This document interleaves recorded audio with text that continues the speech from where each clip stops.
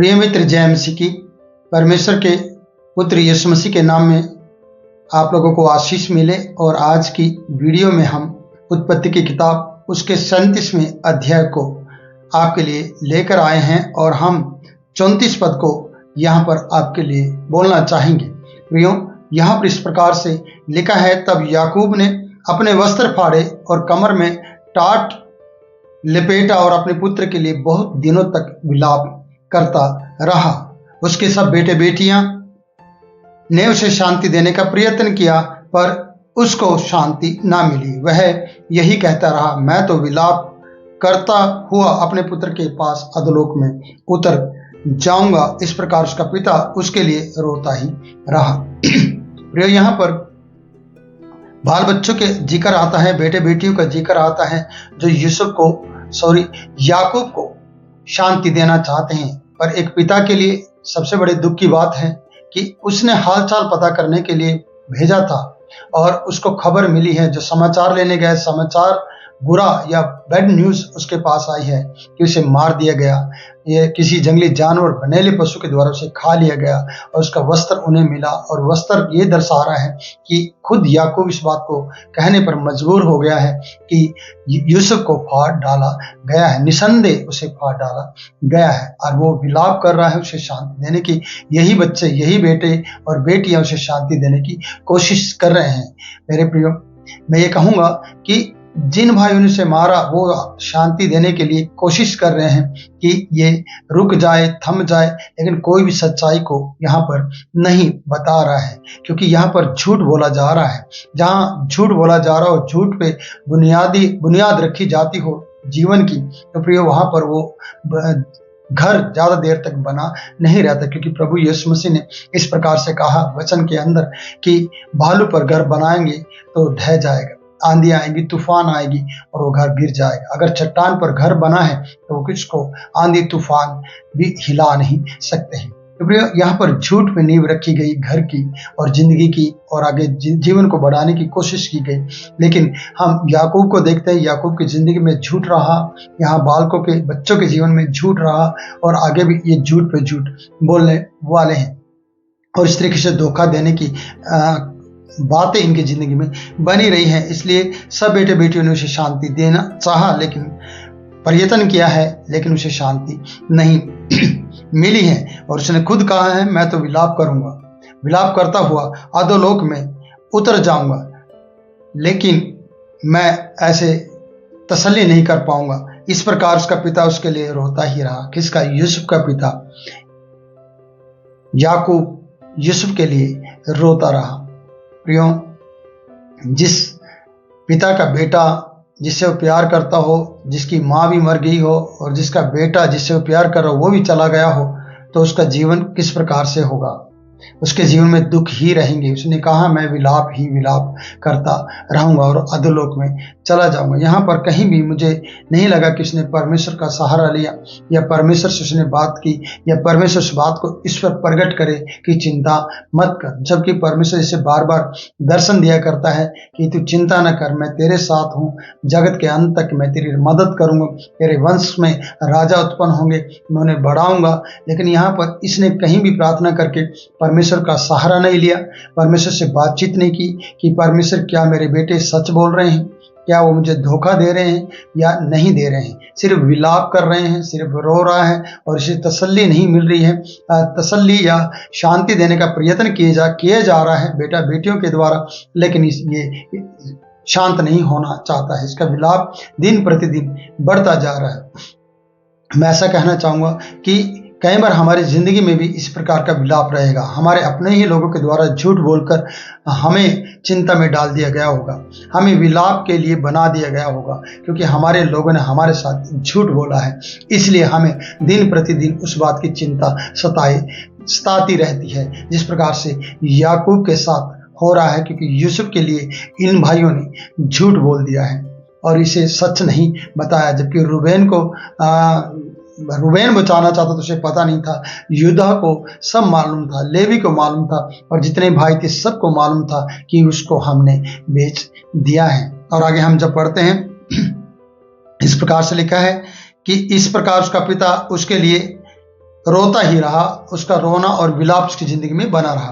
कई बार हमारी ज़िंदगी में भी विलाप बना रहेगा, रोना बना रहेगा, क्योंकि हमें गाइडलाइन देने वाले या हमें समाचार देने वाले गलत लोग होंगे, और उन गलत लोगों के कारण से बैड न्यूज़ या बुरी खबर हमारी ज़िंदगी में आएगी, जिसके कारण से सच्चाई हमारे सामने नहीं आएगी। और सच्चाई जब तक हम नहीं जान पाएंगे तब तक हम उस झूठ के ऊपर भरोसा करते हुए अपनी ज़िंदगी में विलाप को ले आएंगे।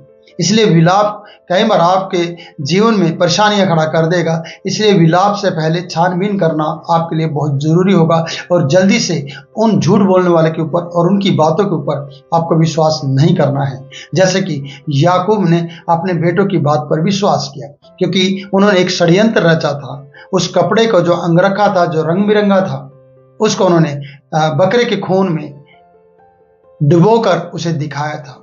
प्रियो, कई बार हम इस तरीके की बातों में रहते हैं कि शायद इस बात का पता नहीं चलेगा पिता को, और हम ऐसा करके बच जाएंगे, पर परमेश्वर है इस बात में। इसलिए यहाँ पर परमेश्वर को शांत देखा जाता है। परमेश्वर याकूब से कोई बात नहीं कर रहा है, इसके बेटा बेटी उसे तसल्ली दे रहे हैं, और वो विलाप पे विलाप करता जा रहा है। और इस तरीके से परमेश्वर की योजना ये नहीं समझ पा रहे हैं, ना उसके भाई लोग समझ पा रहे हैं। उन दरिंदों के हाथ से तो यूसुफ को बचाया गया और उसे आगे बिकवाया गया, और उसकी सेल लगाई गई और उसे बेच दिया गया, और वो आगे बढ़ गया। और हम अगले पदों में देखते हैं 36 पद में, इस बीच मिदानियों ने यूसुफ को मिस्र में ले जाकर पोतीपर नामक फिरौन के एक हाकिम और अंगरखों के प्रधान के हाथ उसे बेच डाला। भाइयों से खरीदा, भाइयों ने उसे बेचा, उन्होंने उसे आगे बेचा। यूसुफ 2 बार बेचा गया है प्रियो। यूसुफ की 2 बार बोली लगी है, और इस प्रकार से भाई बंधु ही अपने भाइयों का सौदा लगाते हैं या उसकी बोली लगाते हैं, और भाई बंधु ही हैं जो हमारे हिस्सा सही तरीके से ना देकर प्रियो उसके हिस्से को भी चुराने की कोशिश करते हैं, उसकी आशीषों को भी चुराने की कोशिश करते हैं। ये भाई बंधु जिनको हम अपना समझते हैं, वही हमारे लिए नुकसानदायक होते हैं। इसलिए मेरी हर वीडियो में इस प्रकार से कहा जाता है, और मैं आपसे फिर से इस वीडियो में कहना चाहता हूँ कि हमारा भरोसा जीवित परमेश्वर के ऊपर बना रहना चाहिए। कईयों का भरोसा घोड़ों पे, रथों पे हो सकता है, पर मेरा भरोसा सच्चे जीवित परमेश्वर पर है। आप ये कहें, और आप ये कहेंगे तो आपका भरोसा परमेश्वर पर रहने से आपको परमेश्वर कहीं भी किसी भी तरीके से ले जाए तो उसकी एक योजना होती है, और उस योजना को सफल करना चाहता है आपके जीवन के प्रति, जैसे कि यहाँ पर देखा गया है। इसलिए उसे 2 बार बिकना पड़ा, एक भाइयों के द्वारा उसे बेचा गया, फिर जिन्होंने उसे खरीदा उनके द्वारा बेचा गया।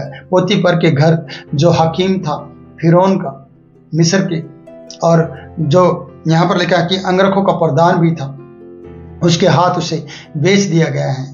और इस तरीके से यूसुफ के जीवन में चिल्लाहट नहीं देखी गई। यूसुफ के जीवन में कोई भी इस प्रकार का ताना वाना नहीं सुना गया है कि मुझे क्यों बेच रहे हैं।